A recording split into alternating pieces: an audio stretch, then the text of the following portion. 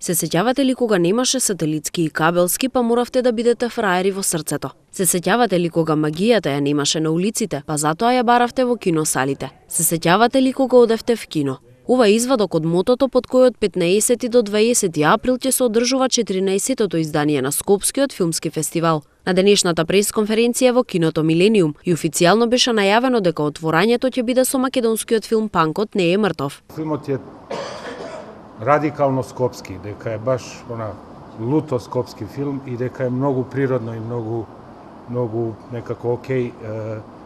Прво негово јавно прикажување да биде токму во Скопје, баш на овој фестивал кој што сите го знаеме и го сакаме. Еден од ретките филмови во Македонија кој се занимава со повеќе социјални приказни, значи ликови што сме ги виделе на улица, реплики што сме ги изговориле самите, не е фикција, скоро и да нема ништо измислено освен самата приказна, нели, која пак се базира на некоја приказна која е ординирала на овие простори во Скопје. Кога почнува да мириса на пролет, почнува да мириса и на филм. За нешто повеќе од месец дена на трите локации, кината Милениум и Фросина и кинотеката на Македонија. Ќе уживаме и во повеќе авторски филмови, кратки филмови, ретроспективи, работилници, пресконференции со актери и режисери и секако свечените церемонии на доделување награди. На Скопскиот филмски фестивал 2011 за прв пат нема да има репризи. Главен гостин годинава ќе биде легендата на европскиот филм, полскиот режисер и продуцент Кристоф Зануси, кој воедно е и добитник на главната награда.